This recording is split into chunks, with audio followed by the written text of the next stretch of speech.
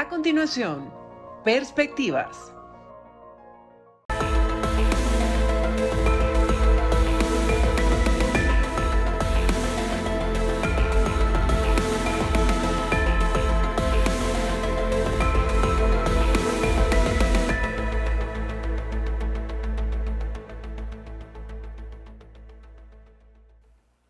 Bienvenidos una vez más a su programa Perspectivas. Les saluda Gaby Peroso. Venezuela y Guyana se enfrentan cara a cara en La Haya. La Corte Internacional de Justicia ha convocado a dos audiencias que se celebraron durante esta semana para apenas conocer uno de los aspectos de esta disputa por el Esequibo.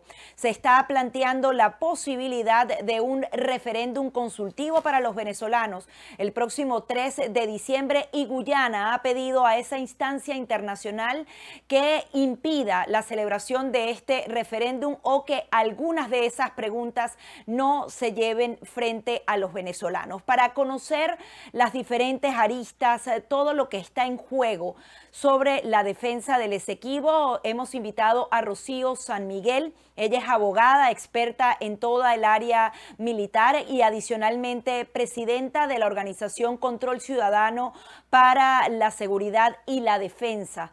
Muchísimas gracias por estar acá.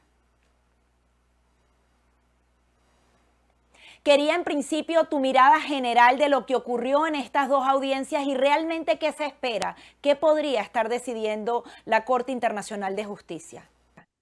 Sí, es muy interesante lo que ha ocurrido a solicitud de Guyana, que se emita medidas provisionales por parte de la Corte Internacional de Justicia para evitar que Venezuela realice el referéndum consultivo. Es una solicitud, digamos, muy débil, debe decirse, desde el punto de vista del derecho internacional. El gobierno venezolano en la Corte Internacional de Justicia ha hecho una defensa digamos, lógica, ha señalado que son elementos que corresponden a la política interna de un Estado y que de ninguna manera puede inmiscuirse la Corte Internacional de Justicia en un asunto como este. Y ciertamente es así. Es probable que la Corte Internacional de Justicia incluso no se arriesgue a conceder la solicitud a Guyana, porque podría arriesgarse la Corte Internacional de Justicia a que Venezuela no cumpla con las medidas, porque Venezuela ya inexorablemente avanza con este referéndum consultivo que se celebrará el próximo 3 de diciembre. Pero aquí lo importante, más allá del debate, que es estrictamente jurídico, solicitud de Guyana, respuesta de Venezuela, el punto controvertido, Gaby, que creo que es esencial que se entienda, es que quien debió haber pedido medidas provisionales ha debido ser Venezuela para evitar justamente que se sigan entregando concesiones en un área en disputa, no solamente en las áreas marítimas, como todo el mundo conoce, sino también concesiones que se están entregando para la explotación minera en el territorio Esequibo. Es lo que debió haber ocurrido y Venezuela, lamentablemente, se niega a pedir medidas provisionales en ese sentido. Gaby. No las pide, ¿por qué? Porque no quiere conocer la competencia de la Corte Internacional de Justicia, a dónde debería acudir para que se hagan esas medidas cautelares, se paralice por ahora esa exploración y la futura explotación de recursos naturales que están en disputa. La única posibilidad de poder parar las concesiones que continúa Guyana entregando en territorio Esequibo y aguas marítimas jurisdiccionales que se desprenden de la proyección de ese territorio en reclamación, la única vía es pedirla a la Corte Internacional de Justicia. Pero para sorpresa de todos, yo diría inclusive inexplicablemente, el gobierno venezolano se niega a aceptar la competencia de la Corte Internacional de Justicia, a sabiendas que, Gaby, y esto también es muy importante, de que aún sin participar en la Corte Internacional de Justicia se va a producir sentencia cuando se cumplan todos los lapsos correspondientes y esa sentencia será obligatoria para Venezuela. La pregunta es, si se va a producir sentencia, se va a avanzar en un juicio, Venezuela decide retirarse, ¿por qué no formar parte de los alegatos, de las pruebas, de las audiencias, donde en definitiva vamos a demostrar que el territorio Esequibo es nuestro? Nos asisten elementos jurídicos y nos asisten elementos históricos para demostrarlo. ¿Por qué temerle a la Corte Internacional de Justicia? Hay algunas posiciones de expertos que aseguran que Venezuela no acudiendo a ese juicio de alguna manera lo paraliza. Sin embargo, algo debe ocurrir en abril del próximo año. No sé si tienes claridad con respecto a los lapsos y qué haría Venezuela si se retira ese juicio. Continúa porque ya se ha decretado que ellos efectivamente tienen la jurisdicción o la competencia para atender este asunto. ¿Puede haber una sentencia aun y cuando Venezuela no se defienda? Es correcto. Este caso avanzará inexorablemente. Este caso fue remitido por el secretario general de Naciones Unidas a la competencia de la Corte Internacional de Justicia. La competencia de la Corte Internacional de Justicia fue ratificada en abril de este año. Venezuela tiene lapso para el mes de abril, como has recordado tú en tu intervención, para presentar la contramemoria, es decir, los alegatos en los cuales se basa su posición histórica de señalar que el Esequibo pertenece a Venezuela, y desconociendo la competencia de la Corte Internacional de Justicia, lamentablemente se retirará del juicio. Un juicio que, repito, va a continuar inexorablemente, va a producir sentencia y dicha sentencia será obligatoria para el Estado venezolano. No hay ni un solo elemento de racionalidad que justifique que Venezuela abandone la jurisdicción de la Corte Internacional de Justicia para dirimir este caso. Incluso hemos señalado sería un gravísimo daño histórico para los venezolanos. Obviamente no podemos predecir cuál será la actuación del régimen de Nicolás Maduro en este caso, pero si la sentencia efectivamente no toca el tema del referéndum, no le prohíbe ni las preguntas ni la ejecución como tal del referéndum, Venezuela podría reconsiderar presentar esos argumentos y avanzar para justamente proteger su territorio. ¿Ves esa posibilidad o ellos ya han asegurado que la Corte Internacional de Justicia no está allí? Incluso el referéndum le dice a los venezolanos que desconozcan su competencia en este caso. Es correcto, hay una actitud de instrumentalización política muy perversa en esto del procedimiento ante la Corte Internacional de Justicia, el sacarse de la manga este referéndum consultivo que está muy mal planteado en términos de técnica constitucional. Digamos, usos perversos en todo esto. Y aquí lo importante que debemos apuntar es lo siguiente. Ahora se producirá una decisión respecto a la solicitud de medidas provisionales efectuada por Guyana. Yo soy de la opinión que la Corte Internacional de Justicia no se va a meter en la realización o no del referéndum consultivo. En consecuencia, con casi total seguridad se verificará este referéndum consultivo, que no es consultivo. El gobierno ya prácticamente está haciendo campaña con toda su batería comunicacional, con los recursos de todos los venezolanos, para que se vote sí en las 5 preguntas. Y luego los venezolanos veremos qué consecuencias establece el gobierno se deducen de esta respuesta. En este sentido, hay que decir, en paralelo, el lapso sigue para abril, de manera que el gobierno presente la contramemoria. Pudiera ocurrir, y eso esperaríamos todos, que se pida medidas provisionales, repito, medidas provisionales para prohibir que Guyana continúe entregando concesiones para la explotación de recursos naturales, llámense minerales o petroleros, en las áreas en disputa. A esta hora, Gaby, ya el ministro de Relaciones Exteriores emitió una nota de protesta por una nueva concesión que ha hecho Guyana el día de hoy en una área o bloque que se encuentra en la área en reclamación. La única manera de parar esto, y tiene que señalarse por todas sus letras, es, además con consecuencias irreparables para el país, es pidiendo medidas provisionales. Ojalá regrese la sindéresis al gobierno y se pidan medidas provisionales, repito, para cesar la explotación de recursos en el territorio y aguas marítimas que se proyectan del mismo en reclamación. Nos corresponde hacer una breve pausa, pero al regreso quiero analizar brevemente contigo el tema político dentro de Venezuela. ¿Qué moviliza dentro de la población venezolana este referéndum? ¿Qué representa dentro de la mesa de diálogo? Y también, si se da un mandato a través de ese referéndum, ¿qué podría pasar con la seguridad nacional o incluso una especie de intervención en el Esequibo venezolano? Ya venimos con más de Perspectivas. Ya regresamos con Perspectivas. Estás viendo Perspectivas. Continuamos con más de su programa Perspectivas, analizando estas dos audiencias que se celebraron en la Corte Internacional de Justicia, esta disputa por el Esequibo. Continuamos conversando con Rocío San Miguel, quien es experta en materia de seguridad, en materia militar y también abogada venezolana. Quería conocer tu visión sobre esa quinta pregunta. Hay quienes aseguran que tiene una declaración peligrosa. ¿Qué podría pasar luego de esa celebración del referéndum? ¿Estaría en riesgo un tema de seguridad, de intervención por parte de Venezuela? ¿Hasta dónde hay capacidad e incluso voluntad del régimen de Nicolás Maduro de actuar en territorio Esequibo?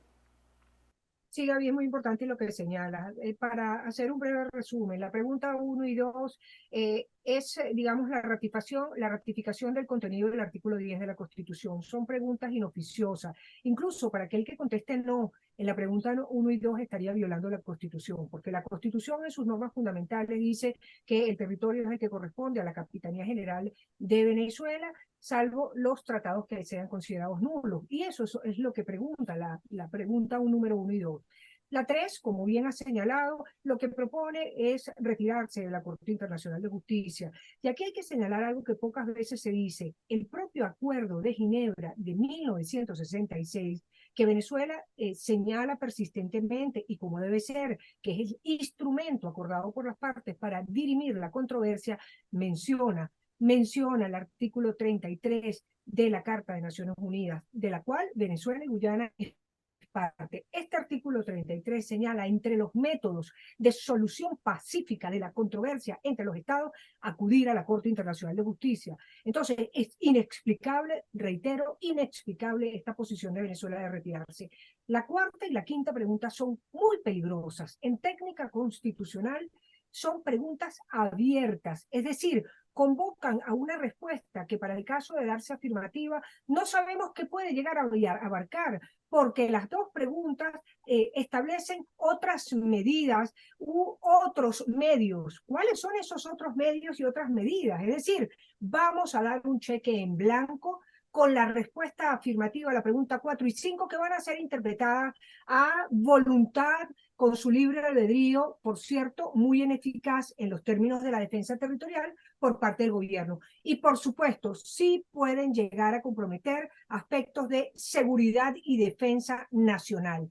Gaby, no podemos perder de vista que lamentablemente Guyana en estos momentos y ya desde hace varios años tiene despliegue militar en el área en reclamación. Nosotros calculamos que Guyana tiene un despliegue de unos 1.000 efectivos en todo el territorio en reclamación. Se trata de una fuerza armada muy pequeña respecto de la venezolana, pero que para el caso de generarse, digamos, una controversia no dirimida por vía de un tribunal, podría generar en choques fronterizos. Cualquier cosa cabe esperar en la interpretación que del cheque en blanco se entregue al gobierno nacional al responder afirmativamente la pregunta 4 y 5.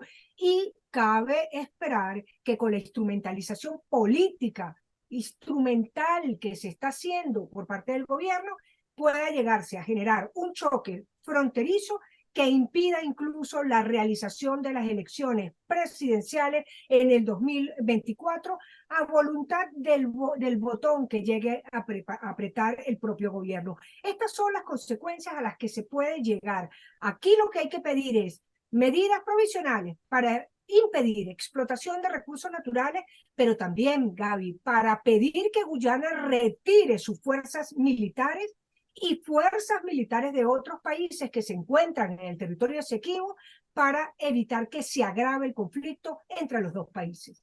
También quería conocer tu visión de las intenciones adicionales que puede tener el régimen de Nicolás Maduro con el referéndum y con esta defensa que ahora es muchísimo más enérgica. En primer lugar, que lo hayan colocado dentro de la mesa de negociación y acuerdo hace prácticamente 2 años, compromete a la oposición a decir que sí a todas las acciones que vayan a cometer a futuro, por ejemplo, y cuál debería ser la posición de la oposición venezolana. Tienen que decirle sí al referéndum y a todo lo demás que venga. Incluso tú hablas de la posibilidad de levantar esa chispa justo antes de unas elecciones presidenciales.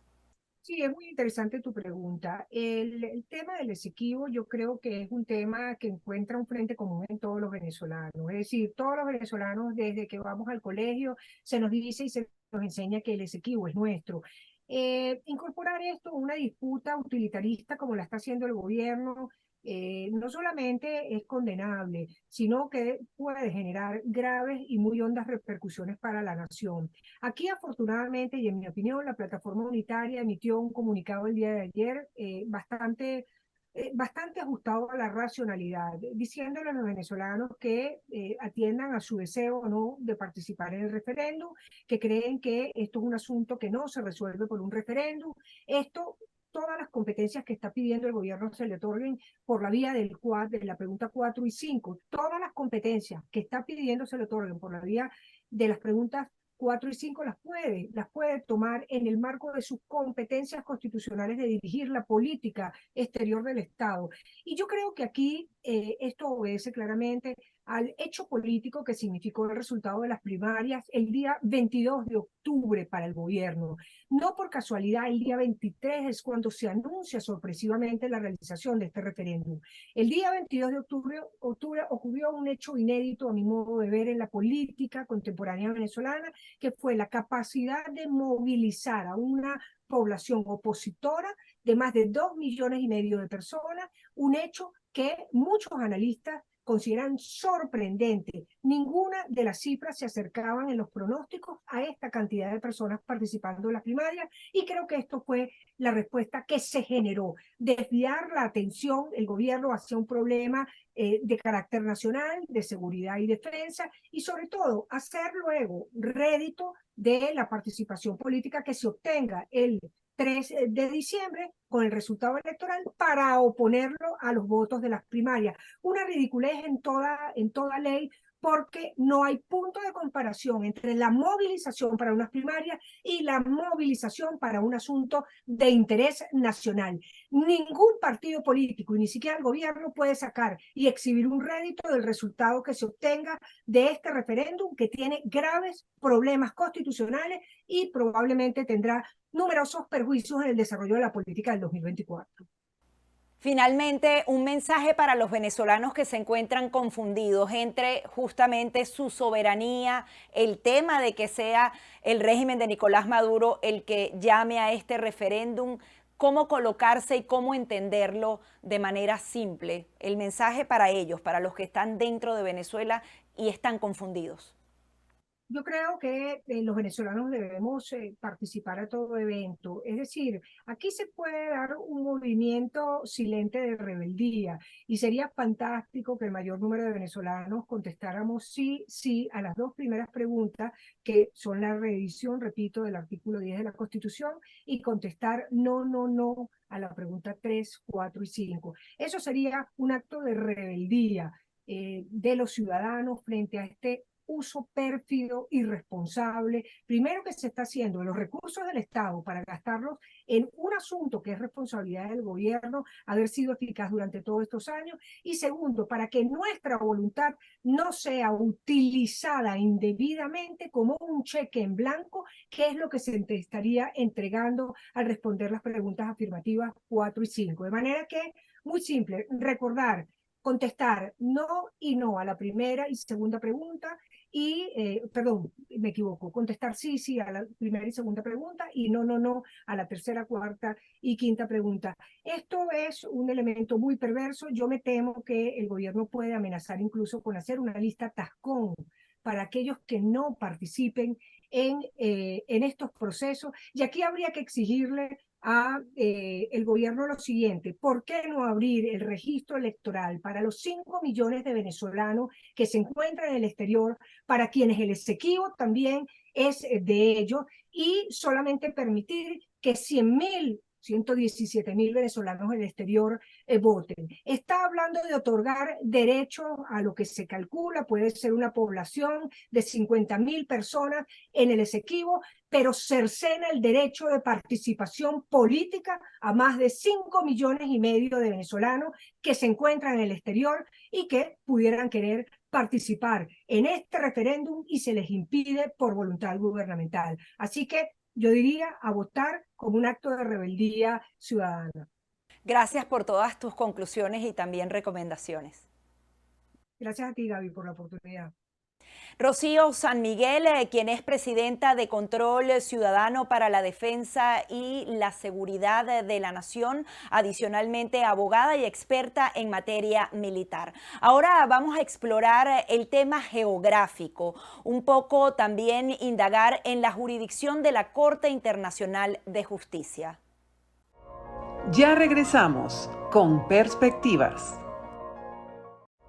Estás viendo Perspectivas. Le damos la bienvenida a Rafael Ruano. Él es geógrafo, historiador, también tiene un máster en Relaciones Internacionales e incluso es experto en todo este tema de las áreas marítimas. Muchísimas gracias, profesor, por estar aquí con nosotros. Un saludo, Gabriela, un placer estar con ustedes. En principio quería su visión general de lo que ha pasado en estas dos audiencias. Sabemos que se centran en el tema del referéndum, pero queríamos su visión justamente con toda esa experticia que tiene como profesor y experto. ¿De qué estamos hablando aquí cuando hablamos de la defensa del Esequibo? Bueno, si vamos a ser bien concretos, como usted me pregunta sobre el asunto del referéndum, el referéndum fue convocado por el gobierno nacional a través de la Asamblea Nacional, que en Venezuela es el poder legislativo, y es una atribución constitucional. O sea, convocar a un referendo consultivo es totalmente legal en Venezuela, y simplemente el gobierno decidió convocar a la ciudadanía para un referendo con 5 preguntas relacionadas con la problemática de la reclamación sobre el territorio de la Guayana Esequiba. Ese referéndum se va a realizar el próximo 3 de diciembre, donde los venezolanos que deseen asistir van a poder votar totalmente por decirle que sí a las 5 preguntas, o también tendrán la facultad de seleccionar si en alguna dicen que sí o en alguna dicen que no. No son vinculantes todas las preguntas. Aparentemente, desde el momento en que se hizo público la convocatoria para el referéndum del 3 de diciembre, el gobierno de Guyana asumió una reacción virulenta con una fuerza realmente sorprendente, con una molestia. Parece que aquello les causó un gran impacto, cosa que me parece inentendible. Y bueno, el efecto ha sido terrible en el gobierno de Guyana, hasta el punto que se fue a la Corte, allá a La Haya, a solicitarle a ese ente, que es la Corte Internacional de Justicia, que digamos que como una denuncia para que la Corte proceda a prohibir, tal vez no sea la palabra apropiada, o a impedir que Venezuela realice ese referendo consultivo. Eso es realmente una cosa... el tema es serio, pero es algo que verdaderamente lo que produce es risa. Eso es hacer el ridículo, realmente. Pero bueno, allá fue Guyana, presentó una argumentación ayer, el día 14 de noviembre, donde yo pude escuchar a un abogado de Guyana hacer una serie de argumentaciones realmente una cantidad de falsedades y torciendo la realidad. Algo verdaderamente, yo lo califico de patético, lo que hizo Guyana allá. Bueno, hoy le tocó a Venezuela. Allá se presentó con uno de los abogados del grupo que asesora a Venezuela en este asunto, y bueno, Venezuela refutó punto por punto de una manera muy bien realizada. Yo pude escuchar aquello. Después hubo unas declaraciones de la ciudadana vicepresidente de la República, la doctora Delcy Rodríguez, que andaba por allá, donde también expresó toda la posición de Venezuela, un rechazo total a la argumentación de Guyana, que falsea toda la realidad y que es un abuso verdaderamente lo que ha estado haciendo Guyana, que está siendo apoyada, y eso ya lo sabe todo el mundo y no es ningún secreto, no es ningún chisme, financiada por poderosos intereses financieros de las petroleras. No solamente alguna petrolera muy importante de los Estados Unidos, que es la ExxonMobil, sino hay otras también allí. Ha estado otorgando concesiones para explotar petróleo en el mar, en la plataforma continental en el Atlántico, cosa que no está delimitado. Eso es una ilegalidad total, es una violación absoluta del derecho internacional lo que estaba haciendo Guyana. De manera que el rechazo ya, Venezuela refutó totalmente el intento de Guyana de que supuestamente la Corte le impida a Venezuela la realización del referendo, y bueno, vamos a ver qué dice la Corte, pero ya se sabe que yo me imagino, aunque yo no soy la Corte, que la Corte simplemente va a rechazar la solicitud de Guyana, porque la Corte no tiene ninguna autoridad para ordenarle nada a ningún país. Es verdaderamente absurdo lo que... Pero bueno, es un reflejo aparentemente eso le movió el piso al gobierno de Guyana, y algo hay allí que a ellos les molesta enormemente, y entendemos que son particularmente las preguntas 1, 3 y 5 de ese referéndum lo que Guyana considera que es una amenaza para su seguridad. Algo de eso debe haber allí. Quería justamente profundizar con ustedes sobre la competencia de la Corte Internacional de Justicia en este caso. En primer lugar, con respecto al referéndum, porque aseguran que esta convocatoria sencillamente se enmarca en la Constitución de, en este caso, la República Bolivariana de Venezuela o de cualquier nación, y luego su competencia para conocer la totalidad del caso. Bueno, en lo que refiere al referendo, la Corte no tiene absolutamente ninguna competencia, porque eso es un asunto interno de la Constitución y de la ley de Venezuela. La Corte no puede ordenarle absolutamente nada a Venezuela, ni mucho menos que suspenda un acto que es absolutamente legal, que es de la legislación interna, pero que aparentemente molesta mucho a los señores del gobierno de Guyana. Pero yo creo que la Corte, si no piensa hacer el ridículo, que no creo que la Corte tenga esa idea, va simplemente a declinar y a decir que no tiene competencia para atender la demanda de Guyana. Eso es lo que yo me imagino que va a decidir la Corte dentro de una semana. Creo que es dentro de una semana que se va a pronunciar. Y referente a la competencia de la Corte para en general el asunto de la reclamación del exequivo, esa aceptación que hizo la Corte hace ya casi 2 años de la demanda de Guyana sobre si el laudo arbitral es válido o no es válido, hay que insistir en que esa demanda es un fraude. Es fraudulenta la demanda de Guyana porque viola flagrantemente el Acuerdo de Ginebra. El Acuerdo de Ginebra obliga a las partes, a los firmantes, obliga a Guyana, a Venezuela y al otro firmante que ya como que se fue por la tangente, que es el Reino Unido, los obliga a llegar a un arreglo satisfactorio y práctico, que ya no puede ser el laudo. El laudo quedó descartado por el Acuerdo de Ginebra porque se firma precisamente porque las otras partes firmantes, Guyana y el Reino Unido, aceptan que para Venezuela el laudo arbitral es nulo y es írrito. Se utilizan esos dos términos, de manera que si hay que buscar una solución distinta al laudo. ¿Cómo es posible que Guyana introduzca una demanda, incoe, como se dice en derecho, una demanda ante ese tribunal, solicitando algo que es violatorio del Acuerdo de Ginebra? Entonces pretenden que Venezuela se meta en ese juicio, y eso no va a suceder. Lo más probable, por lo que uno ha escuchado, por lo que dicen ya los voceros del alto gobierno, Venezuela definitivamente en abril va a decirle a la Corte que no va a participar en ese juicio, que Venezuela no es litigante, y la Corte verá qué hace, si piensa continuar un juicio sola, y va a dictar una sentencia que nadie va a quedar en el vacío, como quien dice, colgando de la brocha, como decimos en Venezuela, de manera que eso es lo que podría suceder. El juicio es un fraude, es una violación del Acuerdo de Ginebra, y Venezuela no puede entrar en un juicio de esa manera, ni mucho menos participar y ayudar a la violación del Acuerdo de Ginebra. Eso es lo que está planteado allí. Ahora, parece que mucha gente no entiende eso. Aquí en Venezuela hay un montón de personalidades con títulos, con esto y lo otro a nivel de universidades y particular, que se la pasan diciendo que ese juicio hay que acudir, que la Corte patatín, que la Corte de aquello, que la Corte de lado de la Corte Internacional de Justicia es un órgano parte del sistema de las Naciones Unidas y no tiene competencia supranacional. La Corte no le puede imponer nada a ningún país.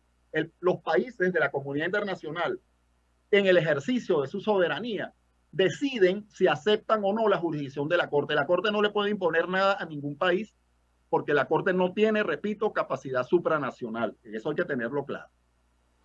Ahora bien, en ese caso, ¿a dónde puede acudir Venezuela? Es decir, la Corte Internacional de Justicia para Venezuela no tiene la competencia, ni tiene ese poder supranacional.